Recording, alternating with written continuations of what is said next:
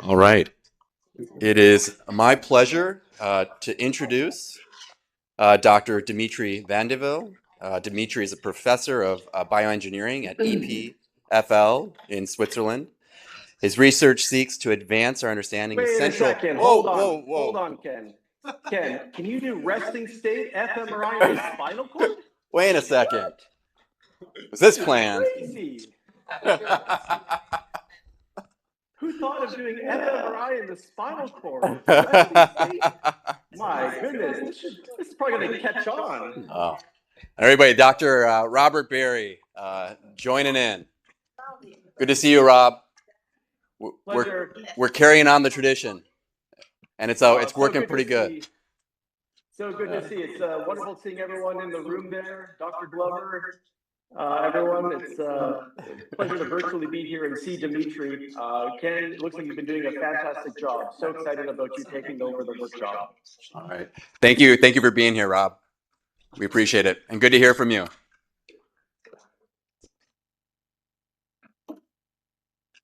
All right. I'll restart that. It is my pleasure to introduce Dr. Dimitri Ville. Dimitri is a professor of bioengineering at EPFL in Switzerland. His research seeks to advance our understanding of central nervous system function in health and disorders using non-invasive imaging techniques. This includes the development of improved image acquisition, processing, and analysis methods for probing network organization and dynamics. This work includes the recent development of spinal innovation-driven coactivation patterns to assess dynamic functional connectivity of the spinal cord, and the characterization of intrinsic spinal cord networks, which I'm sure will be discussed today. Thank you for being here, Dimitri. Thank you.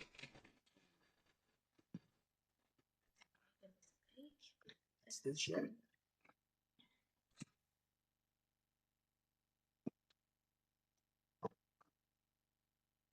Hi, everyone. Thanks a lot for the invitation and also the people online. Nice to hear you, Rob. So let's see. Do you see the screen? No. You don't? Share again. Maybe then it's here. Oh, this sorry. Okay, this is perfect. Now we see it. It's shared again? Yes. Okay. Okay, that seems to. So thanks a lot. It's a pleasure to be here. I think the timing with SFN was great, so that made it possible to join in person. So I will talk about resting state spinal cord fMRI, and the perspective will be mostly from a signal processing view, as you will see along. And maybe I like to start that in the lab, we started with brain fMRI, and so we did that for many, many years. And then at some point, we had a new scanner, a new 3D scanner, like 8 years ago. And then it came up, shouldn't we also do something beyond the brain? So let's go to the spinal cord. And the one who took up the challenge first was Nawal Kinani, who did her PhD in the lab, starting to explore spinal cord fMRI. She didn't really realize what she was getting into. Because, of course, if you look at the literature, the number of papers published on brain fMRI is thousands per year, and those on cervical spinal cord, it's much, much less. Maybe now we are about 100 or a bit more, and on lumbar spinal cord, even less than that. But Nawal has been doing a great job, and I will be presenting many of the things she did. And in the meantime, the spinal cord team in the lab expanded with Francesca Savioli, Ilaria Ricci, and Ekansh Sareen. I think Ekansh, some of you might know because he visited here, I think a couple of months ago after ISBI in Houston. So, of course, the general challenges of spinal cord fMRI, we all know. It's very small, so we need to adapt the field of view. Ideally, we like to have a high in-plane resolution, and we can give up some on the inter-slice spacing. It's very sensitive to field inhomogeneity, given its small size and the different susceptibilities that come in. And it's also very sensitive to influence from physiological noise. So we need to be very careful in our pre-processing pipeline, which of course we all know. And now, towards the end of her, actually, she was already postdoc. She summarized this in a review paper, which I think she did very well, where she tried to come up with what seemed to her the best practice to do fMRI in the spinal cord. And I think this should be continued. We have great work by Julien and colleagues on a standardized protocol for anatomical spinal cord imaging. And probably, given that there is an emerging consensus on how we should do fMRI in the spinal cord, we should probably continue this and settle also on a standardized pipeline. And of course, that's thanks to great tools that can be used here by all of us. So I'm mixing in the questions you sent me to give some feedback and views on some of the aspects. And this is some feedback I got from Ekanj I like to share, which is that in his experience, it still seems that the signal quality in the upper levels of the cervical spine is still not always guaranteed in all subjects.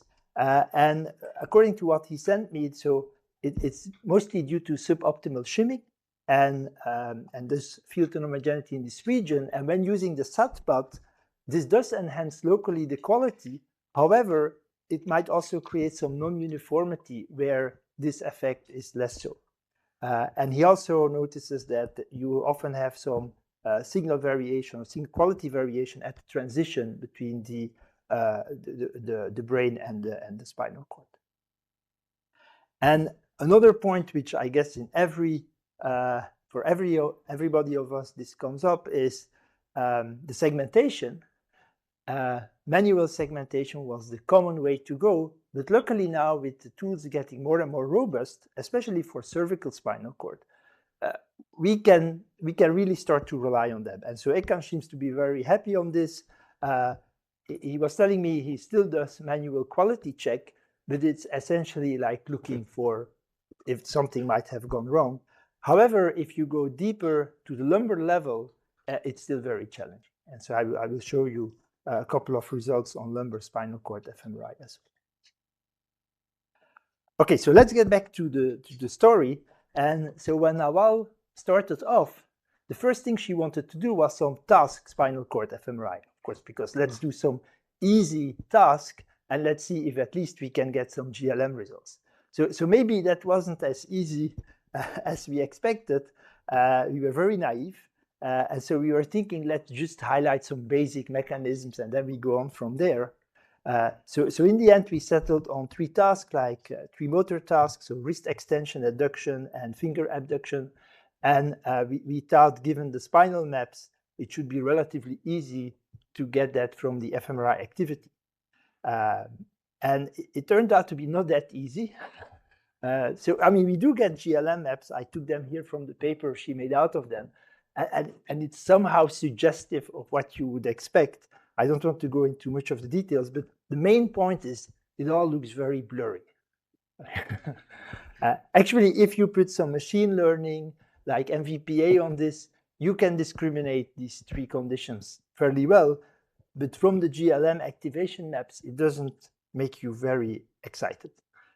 At least we were a bit disappointed by this. But this seems to be very common if you look around in the literature, and for people who know the spinal cord much better than us, this seems to be actually very expected. So, okay, Nawal wanted to go beyond this, and given that we did a lot of work on resting state brain fMRI, she started to borrow some of the techniques. And so I like to make a little sidestep and think a little bit closer about the hemodynamic system and how the bolt comes along. So the first part, I would say, is the good part, which is that if you assume at the time scale of fMRI, which is time scale of seconds, you can think about the neuronal activity as an activity-inducing signal, which is slowly, well, which is varying in baseline level.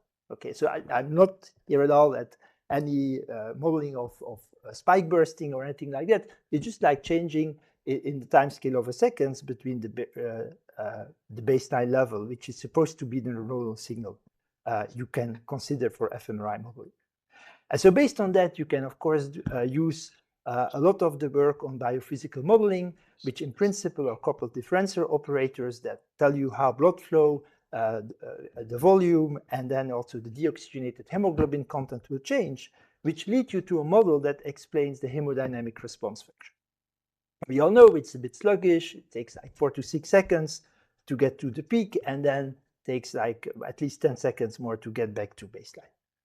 But you can use this, and if you actually linearize it, it makes it even more easy, and you see the signal processing view at the bottom left there of the hemodynamic system, which is actually a linear differential operator with 1, 0, and 4 poles.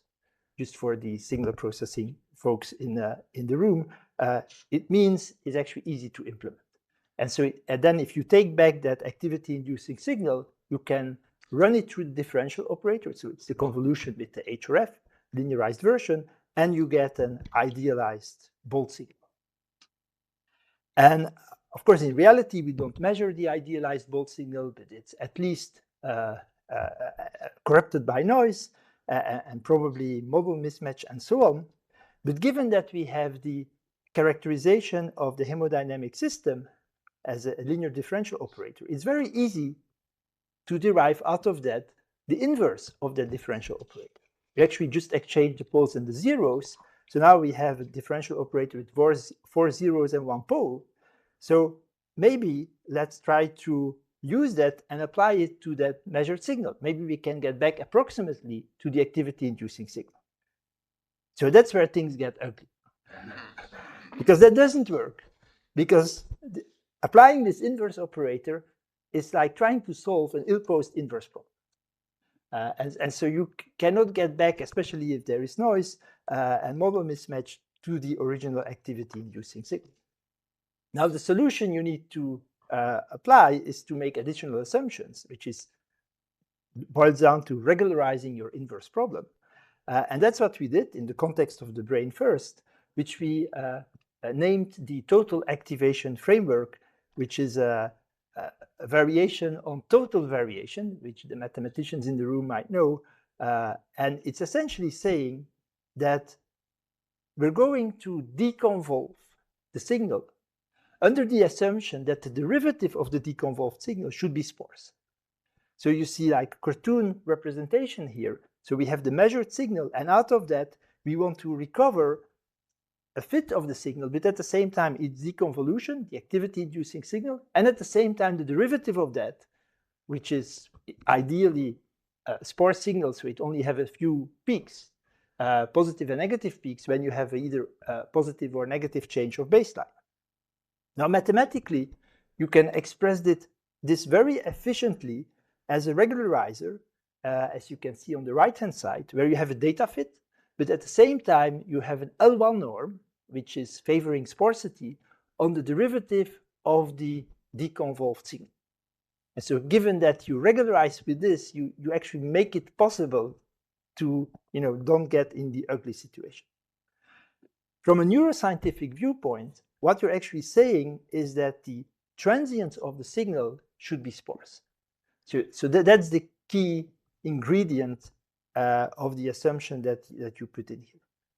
Okay, maybe you're saying this doesn't work in reality, this cartoon was too beautiful to be true, but actually this is a voxel time course from the posterior cingulate cortex, 8 minutes of resting state. So you see it's very noisy, it goes up and down. And if you apply this technique, you can see that in the middle, the activity-inducing signal, it's not perfectly piecewise constant, but it's pretty much, you will almost think there might be a task going on, right? If I would tell you there is a task, you would probably even agree with me. And if you look at the derivative of that, which represents the transients, it is not perfectly only peaks, it's not perfectly sparse, but it's pretty sparse. And then transients never come alone, so you do this for every voxel. And then you can look at those, and you can identify actually, just like caps, but without picking a seat region, you can cluster the moments in time where you have recurrent spatial configurations of these transients. And that we call innovation-driven coactivation patterns, or ICAPs.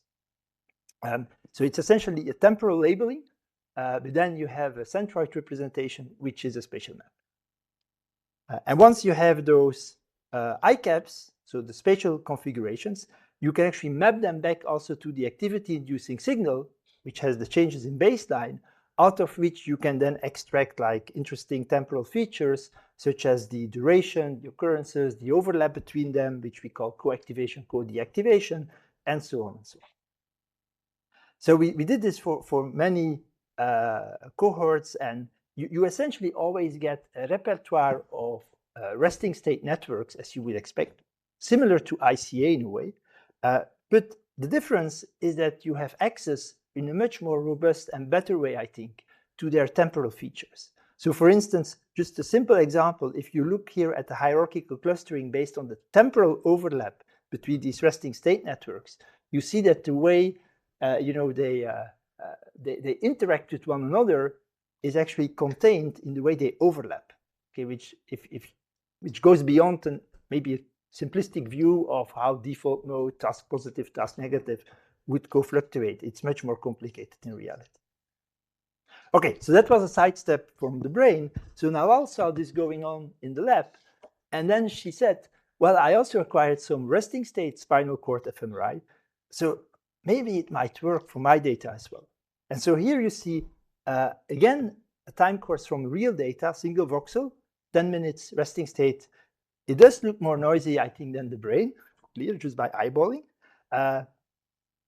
On this one, if you apply total activation, well, it's not too bad, I think. You need to regularize a bit harder. If you look at the derivative of this, you can see that the regularizer is tuned harder because it like clips more to 0 than it did in the brain fMRI example that I showed you. But it's still the same principle. You can then look at when transients reoccur. You can do that for all voxels. Then you cluster the time points, and you come up with iCaps for the spinal cord, which we call spicy caps. And then you can again regress them back to the activity-inducing signal, and you can characterize co-activation, co-deactivation, and so on. So let's have a look how they look. So this was the first data set of Nawal, 19 healthy individuals. We had fairly limited coverage still of the cervical from about C5 to C9, but this was 15 minutes of resting state nevertheless. So what we noticed is that the resting spine is everything except resting. It's very restless, and it's very clear when you do this deconvolution that many things are going on. Now, if you pick a low granularity of spicy caps, so you want to cluster in just a few of them, you see that you actually get the levels, the segmental levels. And so in a way, you segment the rostrocaudal extent in a completely data-driven functional way. And so that's interesting. We found that already nice to have. And actually, a few years later, together with Caroline Landel, because I have to say that Nawal did a couple of visits to Montreal, to the McGill lab of Julien Doyon, and that was very productive and led to a very nice collaboration. So one of these things is that they looked further into, can we actually use spicy caps with low granularity to really segment the spinal cord? And this is on a data set which has a much larger coverage. And as you can see, so the color here corresponds to the number of subjects that have an overlap in the spicy cap at different levels. And you see that it actually nicely does. Again, this is fully driven by resting state fMRI. But you also can already see that there is actually quite high intersubject variability, as we all know, of course, from anatomical overlap as well. Nevertheless, you can actually even apply this to single subject level. And here you see one example. And it nicely, again, segments rostrocaudally the spinal cord, which is interesting, I think, because we all know this is not very well aligned with the vertebral levels.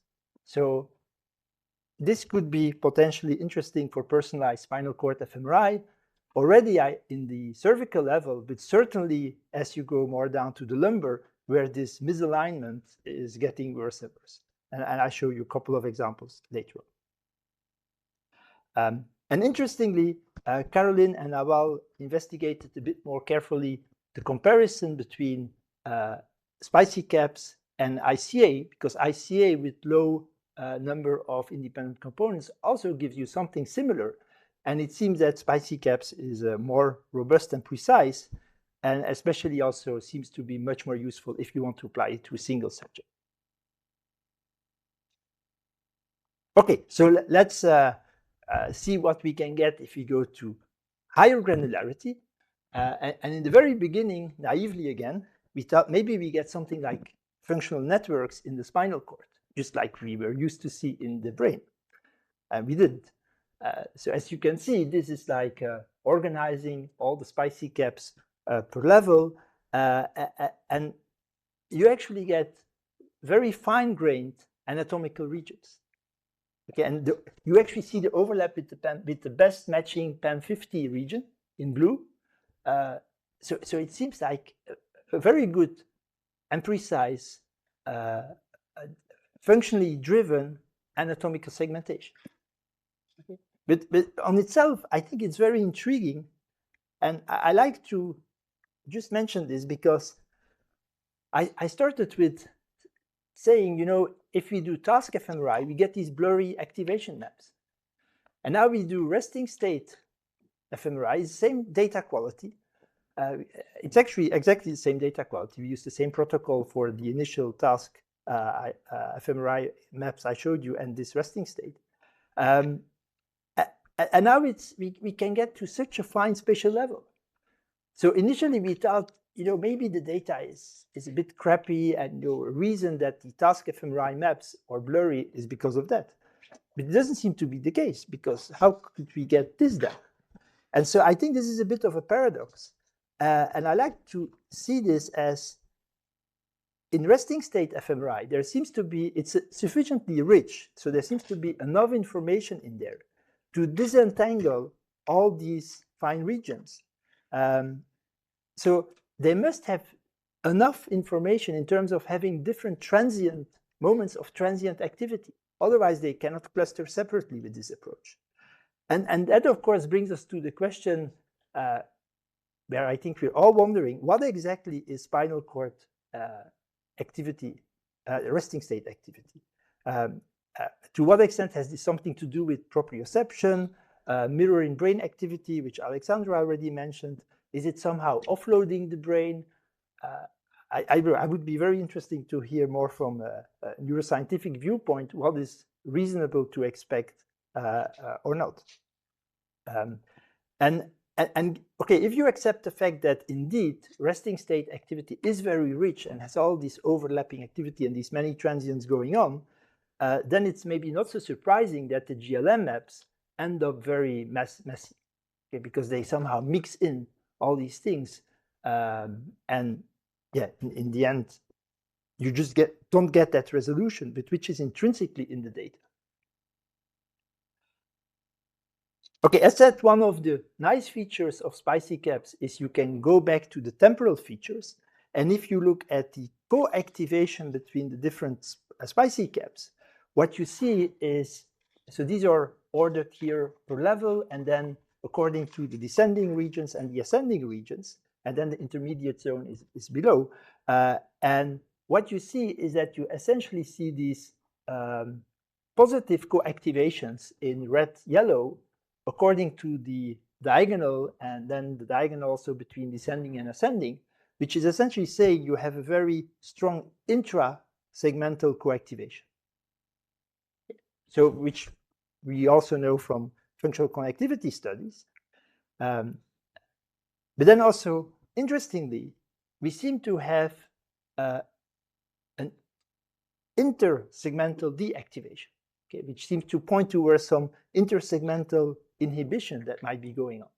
And there are some other studies recent from Caroline, where she actually looked in Parkinson's disease, but there were also in general healthy controls there, where you see, where she saw that functional connectivity is decreasing as a function of distance between the segments. So which could be another correlate of this very same phenomenon.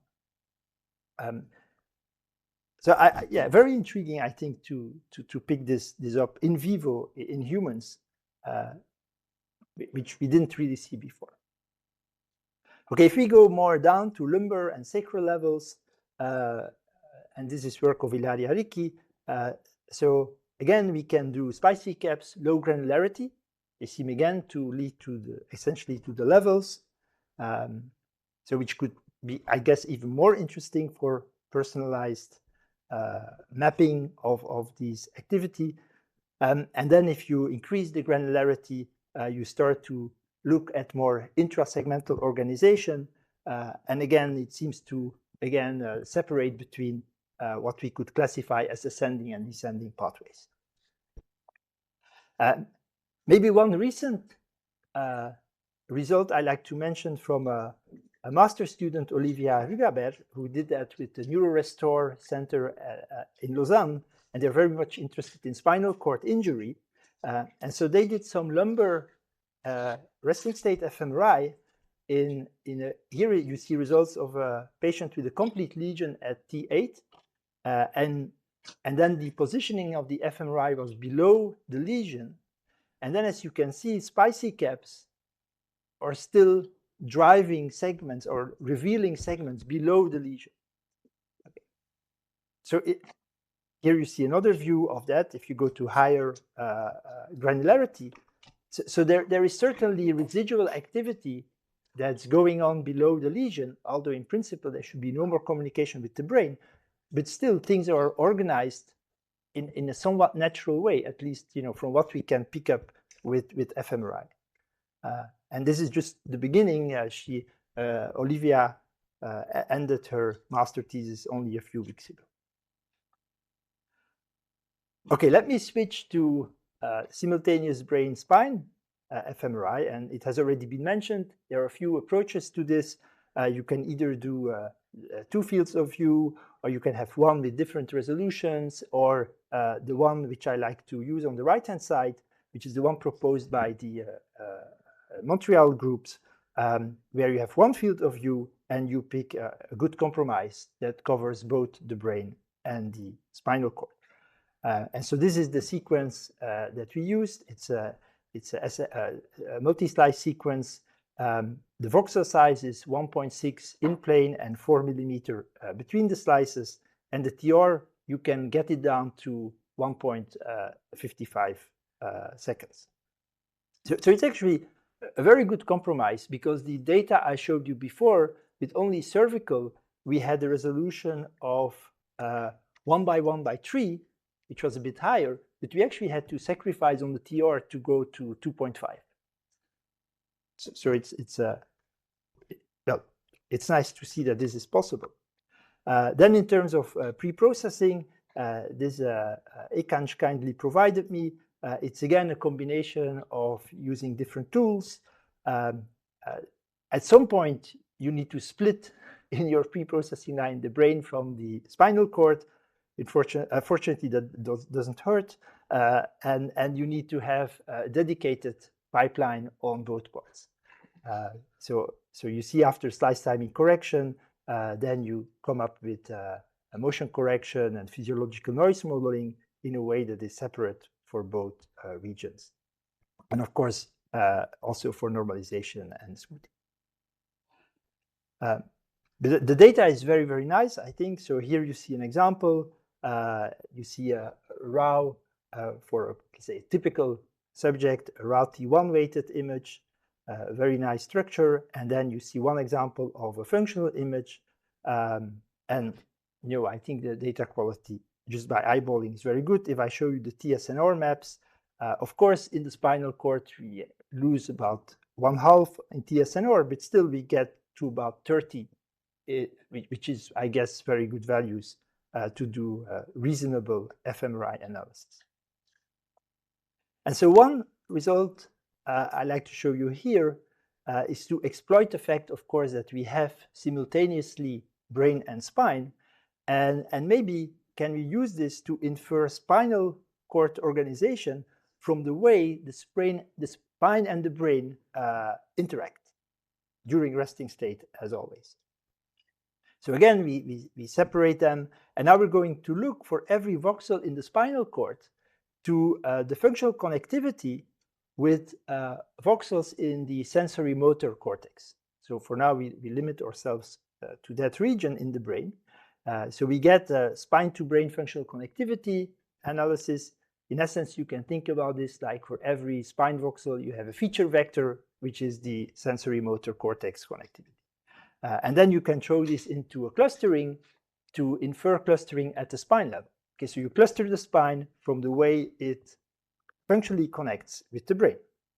And as you can see here, the connectivity matrix after applying to it the clustering result, it again shows you that you can essentially distinguish between the spinal levels from the way the spine talks to the brain. Okay, so which is very nice because, of course, I guess quickly you can link this to the homunculus organization. And as we go, rostral-caudal in the spine, we could expect that there is like a medial to lateral type of mapping that happens in the sensory motor cortex as well.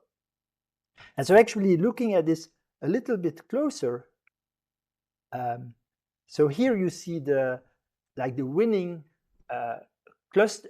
Well, for each voxel in the sensory motor cortex, we color according to the centroid that has the highest functional connectivity there.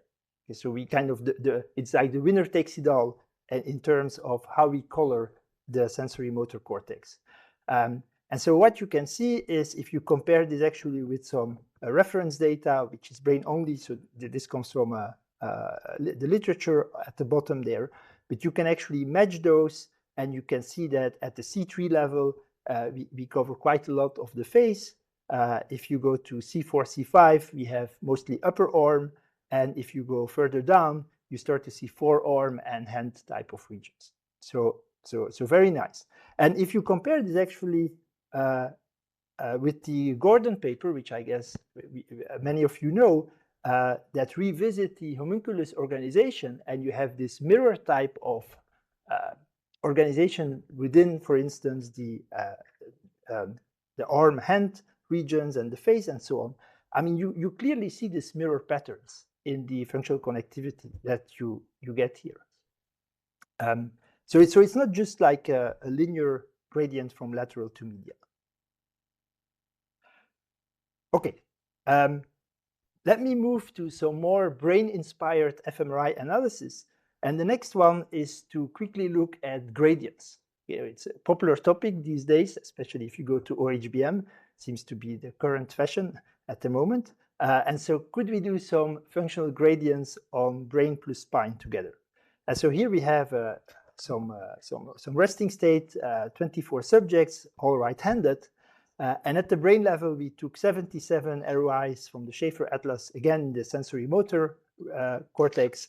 And from the spinal cord, we had 9 levels, and we took 8 ROIs of the PAM50. So to have kind of equal number of ROIs, considering from both brain and spine respectively.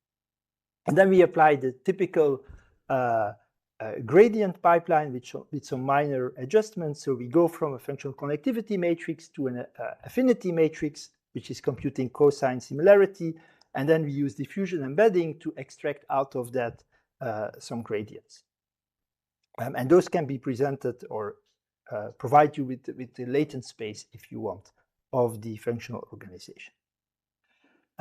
So if you first look at the gradients you can get from brain only, so brain to brain within the sensory motor cortex, you see here, if I go to representation on the right-hand side, it's maybe the most useful, where you combine the two first gradients in a 2D space. You essentially see that reveals a medial to lateral organization with a hemispherical symmetry.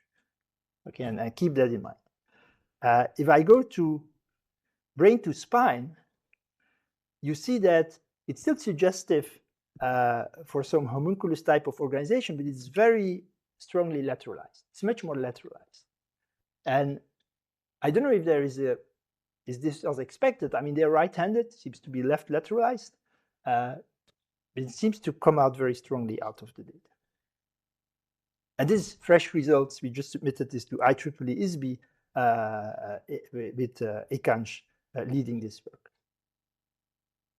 If you look at now at the spinal level, and so we can look both again at within spine and spine to brain characterization to get gradients. And now the first thing we do is we simplify things, and we just take the average over the ROIs per level, and then to somehow, well, we throw in a hypothesis where we say, okay, would the gradient be representing in some way the rostrocaudal organization? So we define a reference rostrocaudal organization, and then we apply Procrustes transform to the first two dimensions we get out of the gradient analysis towards this reference alignment, and we see if it fits. You get an alignment score and so on. And if you're using spine-to-spine connectivity, which is the left-hand side here, you do get a rostrocaudal alignment. Okay, so this is even across subjects, you can get this. However, if you do gradient analysis based on spine to brain, you actually don't get the rostrocaudal alignment. So you see, it's certainly not significant, and it just doesn't come up. And so this is a bit surprising given the previous results I showed you. But those it's a different pipeline. It's a clustering pipeline. It's directly based on functional connectivity. Here you run through cosine similarity. So my conclusion on that is things matter, right? How you process data. And you can massage functional connectivity in many ways. You might gain, you might lose. So apparently there is some parts in the organization here that are lost. Of course, I should also mention again that we took the average level, average signal per level, so that also influences this result. And then a final one is we looked intra-level, so level by level, and then we said, okay, now can we get a meaningful gradient organization where we say, okay, let's again do Procrustes to go to a reference realignment where we say the reference is, we group ascending, descending ROIs in the first dimension and left, right in the second one. So you see like the prototypical pattern at the left-hand side. And if you do this for within spine connectivity, it perfectly maps. Actually, it even looks like the butterfly. See, if you look in the red box, so somehow the 2D gradient organization, if you rotate it essentially in the right way, it gives you the butterfly pattern. And again, if you look at spine to brain, it's a bit there, but it's much, much less nice. Okay, final quick thing. Spine prints, again, inspired from brain fMRI. Would it be possible from resting state spinal cord fMRI to get a spine fingerprint? Okay, so to identify an individual from the individual's functional connectivity pattern. And so this we did across 3 data sets with different field of view, different SNR, and we always had 2 sessions. So can we actually, match the right subject between a test and a retest? And we used 7 ROIs per level. Okay, so to go quickly, in the first data set, 18 subjects, we got an accuracy of that the best match was the right subject of 72%, and chance level is at 5.6. In the second data set, it drops to 30%. However, in the second data set, there was a longer intersession time, and there was a different shimming. So it was certainly more challenging from that viewpoint. And then in the third one, which had simultaneous coverage of brain and spine, but here only using the spine port, 15 subjects, and we got about 50% accuracy. If you lower your standards and you say, I don't want to have the best match to the right subject, but maybe the right subject should be in the top 2 or top 3, this goes quickly up. So if you do like a top K ranking, it's a bit better than these numbers. Okay, and now for the third data set, where anyway we have also the brain, you could look at the accuracies you get for brain only, which is very good, 93%. But you could also take only brain and spine interconnectivity, and then you get to 40, which is a bit lower than even the spine. And one interesting thing is you can start to play further and say, okay, let's, for instance, regress out the brain activity from the spine activity and then do functional connectivity and see how much fingerprinting capability is left. And so then you drop, unfortunately, to 13%. So yes, the spine has a lot of information from the brain from that perspective. If you regress out the spine activity from the brain, you also drop a lot. So it goes also in the other way. The brain also has a lot of information that is reflected in the spine, which is a bit surprising because there is a common understanding in brain fingerprinting that it's the high-level functional networks that are carrying most of the information about an individual. And this seems to a little bit undermine that, at least, or maybe it's that the spine also reflects some of the high-level activity.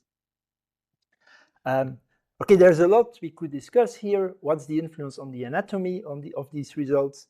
The positioning and the repositioning. So yes, there is certainly more to explore, but there seems to be some capability of fingerprinting at the level of the spinal cord. And so to conclude, I'd like to re-emphasize that resting state spinal cord fMRI is very rich and actually very cool to look at.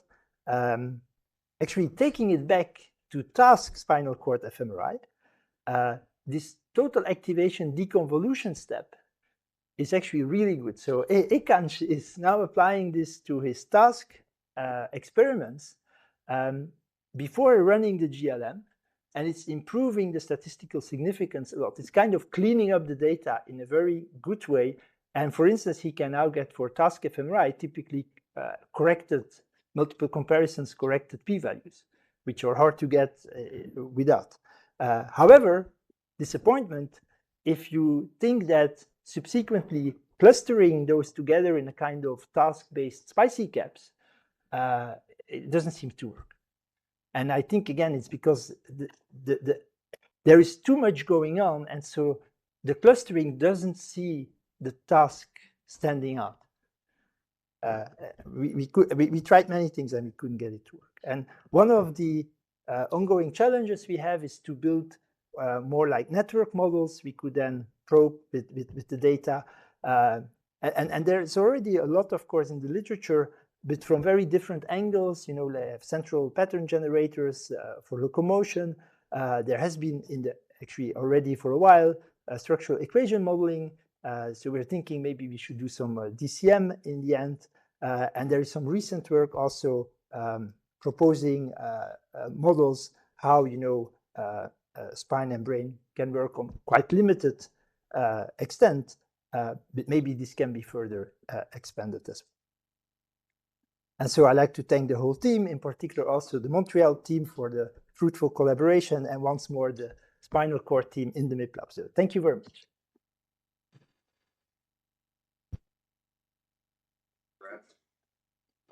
Oh, there's another. Excellent presentation. That was super exciting. I think one takeaway, and I've seen Nawal present, but I didn't catch spicy caps. And so that's really much easier to say than I was SPI caps. Yeah, whatever. But exciting to see the sort of replicating the results in the lumbosacral segments. And I think that really says a lot to, you know, the meaning behind these, or I guess we don't understand the meaning, but that you can replicate that. And then the fingerprinting. Wow. You know, what does it mean? I don't know, but that's quite interesting that you can, you know, get at these individual sort of differences in networks. And exciting to hear kind of about how these spicy caps change with tasks and potentially also ways to help clean the signal. I will start, I guess, with a question. You know, Rob Berry has shown that we see these dorsal connectivity, ventral connectivity in the cord. Also, some of the ICA analysis have suggested this, but we don't see that with spicy caps. And yeah, I guess why? Yeah. It all depends on the granularity you choose. So we like to go either to very low or, let's say, sufficiently high where things separate up. If you would go to an intermediate level, just like with ICA, you would find levels where you typically have those, let's say, dorsal, ventral, ventral, lumping together into a bigger cycle. But if you look at metrics of the clustering, like consensus and so on, you actually notice that that's not the most stable way to cluster the spinal cord. So we like to go to the most stable configuration, which is either segmental or where everything is actually separated into essentially anatomical regions. Wow. Excellent. But there is an intermediate level, granularity where this is. Great. I see Rob's popped up, so let's give him a chance. Thank you very much, Ken, and wonderful talk, Dimitri. I guess the one question I have like 50, but the number one is your thoughts regarding maybe the next generation of dielectric materials and the use of those in practical spinal cord fMRI experiments. You know, like there's been studies in the brain that have shown that they're useful in cerebellum imaging, perhaps, to increase, the homogeneity, but you really don't see them in practice. Not that I've seen. So what are your thoughts about improving overall data quality from the very start with the use of like these dielectric pads and other materials before you even get to the data acquisition and analysis? Yeah, this is not a question which I really can answer. You know, it's not really my expertise. I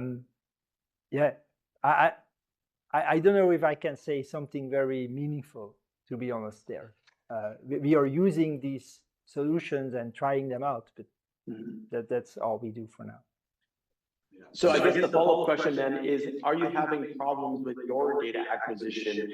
You know, I remember we were acquiring data back in 2012 or so.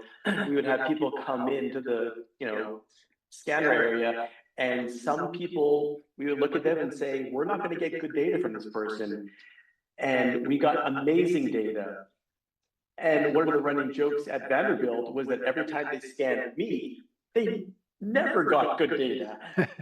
And I was the one who was like holding still and, doing my best to, provide good quality data.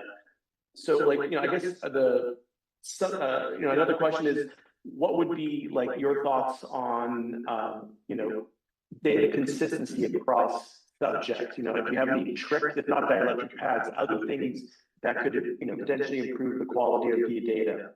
Yeah, that's something I also hear from, let's say, the people doing the job, like Ekansh and Awal, is that you have this inter-subject variability, which is sometimes hard to explain.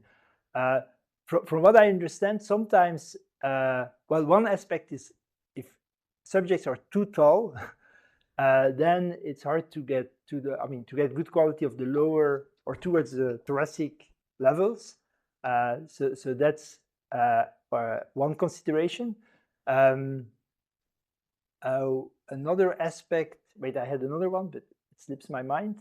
My jet lag is getting in. Yes. So there's the physiological noise modeling, which is very important and sometimes can rescue data that looks maybe very noisy, and actually, rhetorical based regressors take out a lot of this nuisance. So I guess another take-home message is it's hard to judge that before you've really went through the exercise of cleaning the data as much as possible. At the lumbar level, we have a paper last year in Imaging Neuroscience where we looked at all possible combinations of physiological noise modeling and regressing, and then evaluating how it impacts TSNR. So maybe that can also give you some insights, but it's very important. I mean, you clearly see the improvement if you put a decent effort in that. Thank you very much. Appreciate it. Thank you. Thank you, Rob. I would just say that we all know who has good necks in our group, and we prioritize our piloting on them. Next, open it up.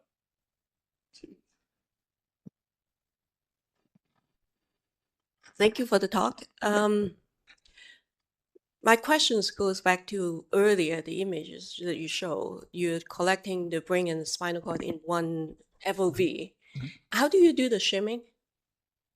The shimming is done, I think, in a compromised way. Maybe Julien can answer this question better.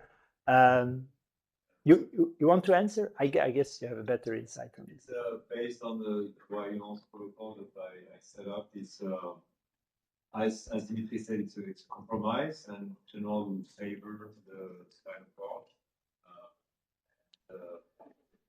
The frontal and the regions of the brain are not so important, and basically make the adjust volume of the shimbox a bit narrower, narrow direction, so that basically the most encompassing more fraction, more infraction, as opposed to having like bigger.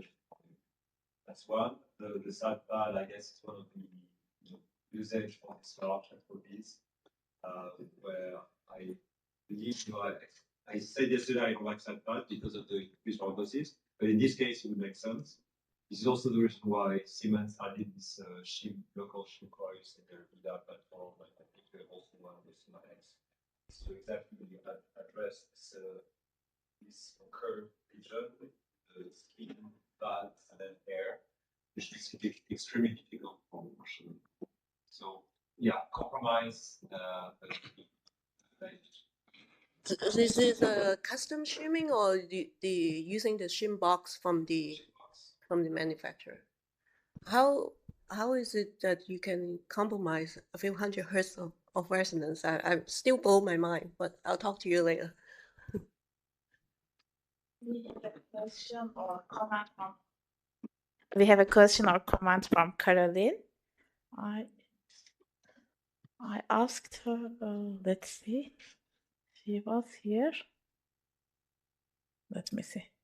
I also have a question myself, but maybe I will wait for the panel discussion. Ask to unmute.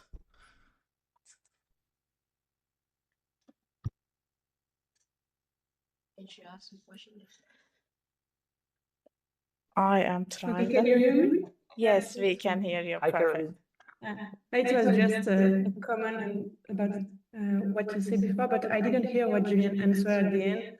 But it was slice-wise shimming with a box really around the spinal cord. So it was really focusing on spinal cord She shimming. didn't hear your answer. Oh, it was slice-wise? I don't think it's Is this a slice-wise. correction? I told the accountant that it's just the It's a box. it's Right? the box. Yeah. I think there's a small misunderstanding about the term. I'm almost sure it's not slice-wise. We talked with the accountant, so yeah, it's as Julia said. Okay, discussion here believes that it was the volume shimming based on the scanner. Can I But there are also specific spinal cord shimming, slice-wise shimming. Okay, I think here was referring to the simultaneous brain-spine sequence, right? Your question was to this one, right? Okay. Next question. Oh, you can. Okay, Oh, you're fine. go ahead. Well, amazing presentation. I'm a huge fan of your work. We actually discussed a lot, your papers a lot during my PhD as well. So I have a lot of questions, but I will just keep it to one. So what do you think would it take to really interpret this very amazing computational work? Like, do you think we would need to do animal and human work together? Because I also was able to actually replicate the ICAPS on my resting state data. So it says it's a completely different acquisition, different cohort.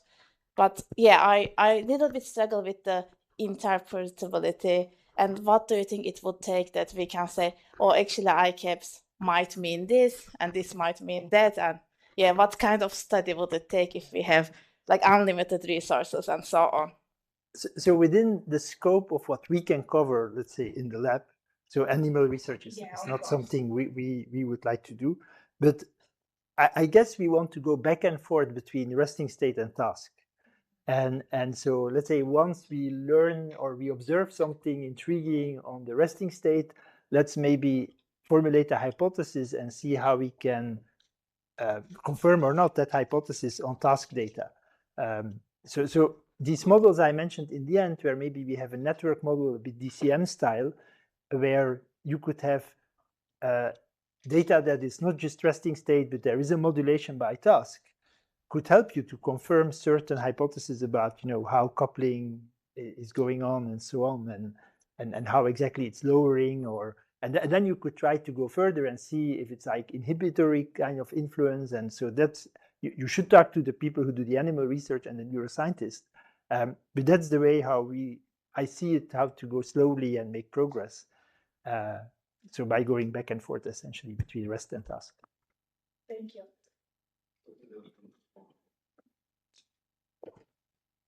Thank you for that very exciting talk. I just had a question. So you mentioned initially that the signal quality at upper cervical levels can tend to be a bit compromised, Yes, possibly yes. because of the anatomical transition at the craniocervical junction. So when you were doing combined brain spine, did you run into any issues that you thought may have been because of that anatomical change? And if so, how did you address that? I don't think we had, this is an observation from Ekanch. So I share it with you. I don't think in the end, we do anything specific about it. It's really an observation. And probably it has to do also on the use of SATPAT or not, or how to position the subject exactly, what might be better or not. So that's it. If you have more specific questions on that, I would suggest you reach out to Ekanch. He should be online, so he should respond quickly. I guess he's online. Yeah. Thanks for your talk, Dimitri. Is there someone? Yeah. That's accounts in case you wanted to. Yeah, I would just quickly add on to that. We don't do anything to address this. The comment is more specifically towards this change that we observe in the upper cervical segments. And this could be because of the SATPAD usage that we have. While it homogenizes the field of view, it can also increase a lot of signal compared to the lower segments that do not have this homogeneity effect. So we don't do particularly anything much on that, but we usually just crop those segments out and just focus on very reliable segments with homogeneous signal distribution and TSNR. Yes, so I have a question / comment about, I guess, the field of resting state fMRI analysis in general. So when what you said in the beginning is that there is quite a lot of physiological noise contribution, in the time series, coming from cardiac, so pulsatile effect, coming from the vasculature, coming from breathing, coming from Meyer waves, which are very low frequency. So there is a very large, a spectra of this, highly spatially structured noise. Right now, what we're doing here is we are looking at, correlations within, small spatial regions. So to me, it is not surprising that, there would be a contribution of these, correlations within the, undesired source. So my question would be, how can we disentangle the, the correlations that we're seeing that are highly spatially structured, coming from the physiological, what we call noise versus actual Bolt signal? Mm-hmm. Yeah, you're exactly right. This noise contribution could be a common confound, and then you drive correlation based on that, at least part of it. Now, one thing we like to try further is, if you look at the total activation framework, one nice thing it does is that even the fitted signal, so not even the deconvolved, but even the fitted signal you get, so you can think about this as denoise signal, is a signal that is compatible with the hemodynamic response. So it's one way you can think about it. You're talking in a case of a task-based, if I'm right then. No, the technique doesn't know anything about timing, or you can apply the deconvolution. But if I just quickly go to this slide, you can apply the deconvolution to any type of data. It could be resting state like here, but it could also be task. So what I mean is the red curve on the top, which you can see as the denoised signal, that is in a way the part of the signal that's compatible with the hemodynamic response characteristics. And so in that sense, it is also denoised from, let's say, frequencies and contributions that are not compatible with the HRF. Right, but what we call here measured bulk signal is in fact measured signal, right? Yeah, but the red one is the fitted one. It's fitted, yeah, and it's a schematic. So to me, it would not be surprising that deconvolution with an HRF, like shape would somewhat fit a low frequency confounding physiological noise. Except here you have an additional assumption, which is saying you can, if you would do that, I agree with you. In principle, you can use your HRF to fit, for instance, the low frequency signal as well, of course. But then you would need to have a driving signal that is not sparse at all, because that is a signal that would not be compatible with the sparse events of. So the assumption is that you're looking into non-periodic effects, and that's the underlying assumption, that the non-periodicity implies that it's coming from neuronal activity. Yes, and I think that's also the reason that what Ekanji is seeing in his task experiments is if you apply the deconvolution before doing the GLM, and you essentially are using the activity-inducing signal in your GLM analysis, the statistical significance is improving a lot. And even the quality of the time courses, if you look at them, I mean, you start to recognize the task, which is not always obvious if you look at the original measured time courses. So now just by eye, you already see, oh, there's a block here, there's a block there. And I think it's because it's keeping in the data what is compatible with an HRF, with the additional assumption that it should have a low number of transients, essentially. But shouldn't we expect also the resting state signal to be somewhat periodic? But periodic because of, I mean, it doesn't say anything, that the spacing between these events should be uniform, or so it could be. I mean, perfectly, if that is the way you best explain the data, to have like 10 seconds and then another event and another, it will come out like this, that there is no assumption whatsoever. It just says it should be sparse. So you use as few as possible. I'll think about it. But then, I mean, to just answer the final point of the question, to get back to resting state, one thing we didn't do yet is then recompute functional connectivity based on these fitted signals. And then in principle, they should be more clean from these artifactual contributions. For instance, global signal regression, you don't need to do here. It's gone. The global signal is taken out automatically by this procedure. All right. I see Rob has his hand up, so this will be the final quick question, Rob. Thanks, Ken. I know you're running low on time. I just wanted to comment on Julian's question. And of course, it's like the million-dollar question in the room. If you don't have an actual task, how do you know what you're seeing is real? And I can just say that when we were first working on this, we were extremely skeptical with our data. You see correlations. What does that mean? Nothing, really. You're seeing correlated temporal signals. What drives it is probably noise. So, we did global signal regression. We did retro-ICOR, we did white matter signal regression, we did every kind of regression that we could possibly think of. And reviewers even asked us to do more regression. They thought, maybe like the size of your filters.